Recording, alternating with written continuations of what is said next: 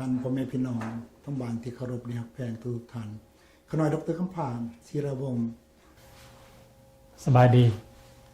พ่อแม่พี่น้องที่ฮักแพงทั้งหลายผู้ข้าชื่อว่าดร.ธรรมวรรณวินเข้ากรรมนี่เป็นภาษาลาวที่ว่ายืมมาจากภาษาบาลีความจริงแท้นั้นคำว่าเข้ากรรมมันเป็นมาจากภาษาบาลีคำว่าปริวัติกรรมปริวัติกรรมโอเคคำว่าปริวัติกรรมนี่ความหมายว่าแนวใดคันสิเว้าตีความหมายทางโลกแล้วก็คือลักษณะว่า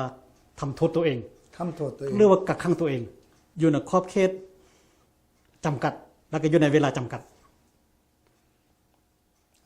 ท่านพ่อแม่พี่น้องทั้งบ้านที่เคารพมีหยังเพิ่มเติมอยากจะให้ท่านดร.ทองวัน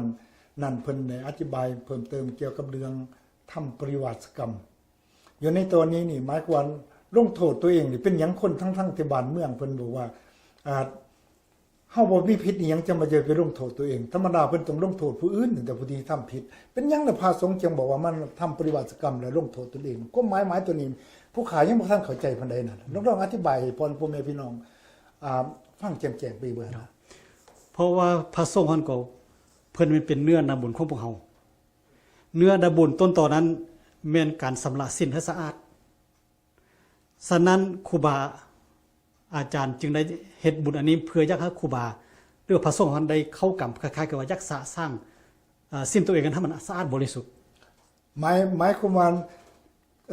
สิ่งที่บอกว่าโทษกรรมที่ตัวเองเฮ็ดขึ้นมานี่นั้นหั่นบางเทื่อนั่นก็เฮ็ดด้วย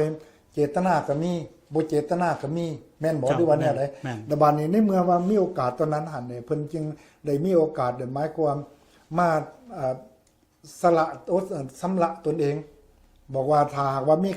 บาปกรรมที่เฮ็ดนั้นมากก็ขออภัยโทษท่านบ่ได้ว่าแนวใดหรือว่าเฮียนหูในสิ่งที่ว่าสิ่งที่ว่าสิ่งใดที่ตนควรทำหรือบ่ควรทำหรือเป็นแนวใดอันนี้เราต้องเข้าใจเรื่องกฎระเบียบของพระสงฆ์ซะก่อนโอเคเพราะว่ากฎระเบียบของพระสงฆ์มันมีหลายหมวดแต่ว่าเขาจะย่อเขาเราก็มีข้างในก็ว่ามี3หมวดใหญ่อยู่ใน227นี้จะมี3หมวดใหญ่ด้วยกันหมวดหนึ่งนั้นเป็นสิ้นหนักหรือว่าสิ้นปราศึกสิ้นอย่างพวกนี้นี่ขันท่าว่าล่วงเกินตัวนี้เป็นครูโทษแม่นบ่แปลว่าครูโทษแปลว่าทึกแล้วจะต้องสิกทันทีขันท่าบ่สิกกับครูบาองค์นั้นก็มีลักษณะคล้ายๆกับว่าเอาผ้าเลือกไปปกต่อซื่อเพราะว่าสิ้นปราศึกนี่ขันตองแล้วสิ้นเอาให้หมดสิ่งโซลาร์เซลล์จันทร์บ่มีจักข้อเลยเป็นเหมือนกับเอาข้าวสารนี่หมายความว่าไปแช่น้ำแช่เท่าไรก็ตามเปลวบ่เกิดนอกกอดใบขึ้นมาบ่เกิดตื่นแล้วเพราะมันตายแล้วคล้ายๆกับคนตายแล้วซะคันถ้าว่าถ้าเราจะเทียบใส่ทางคดีโลกก็คือบุคคลคนนั้นทึกประหารชีวิตทึกสั้นตัดสินประหารชีวิตแล้วมีแต่จะตายอย่างเดียวทั้งว่ามีชีวิตแต่ก็บ่มีชีวาบ่มีความหมายหยังบ่มีความหมายแล้วก็บ่มีสิทธิ์จะได้โหวตได้เติมในศาลนั้น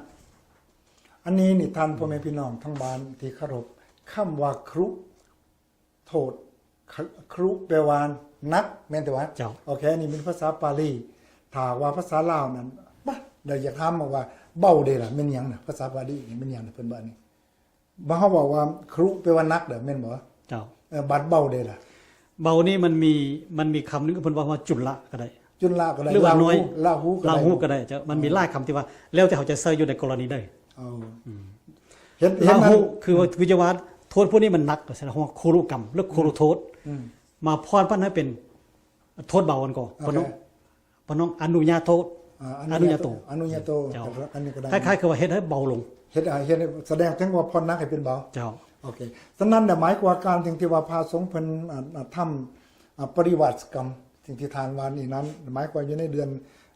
เจียงหรือเดือนอ้ายนี่แม่นบ่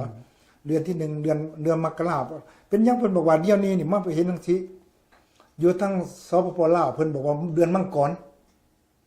บ้านนี้นี่พวกเฮาอยู่ในนี่บอกว่าเดือนมกราก็เป็นเดือนอันเดียวกันความหมายมังกรกับมกรานี่มันต่างกันแนวใดอันนี้เป็นว่าเขาเจ้าเพี้ยนเอาอันน่ะคำว่าตัวรอนก่อนจะเพี้ยนเป็นสระอ่อนมันมีตัวอและตัวรอพร้อมพอภาษาบาลีฮั่นส่วนหลายมันสิบ่ออกอ่อนตัวนั้นมันสิออกตัวรอซื่อคือจระสินะเห็นบ่แปลว่าเป็นจอนแปลว่าไปเห็นบ่คือว่าเขาว่าสั้นจอนเห็นบ่สินะแม่นน่ะฉะนั้นภาษาบาลีนี่สิบ่มีตัวอคือว่ามาจากจระอันนี้ก็แปลว่าไป เดี๋ยวนี้ภาษาตัวนี้คำนี้ยังเว้าอยู่ในอยู่เมืองอินเดียนะ อืม แต่เขาจะบอกว่าจะรักเขาจะว่าจาโร จะโรแม่นน่ะแม่นน่ะ แปลว่าไป แม่นน่ะผู้ขาก็อยู่กันนี่หาปีผู้ขา เจ้า จะ จังสั้นคือว่าคำว่ามังกระเนี่ยมังกระเนี่ยมั้งการะนี่หมายความว่าจะเป็นก่อน จะเป็นก่อน เขาจะกลัวว่ามังกร อ๋อเป็นมังกร ความดีก็เป็นคำเนี้ยคำว่าอันเดียวกันแหละแต่ว่า เป็นอัน จะ เดียว เปลี่ กั ยน น หนังสือ อ๋อเพียงแต่เปลี่ยน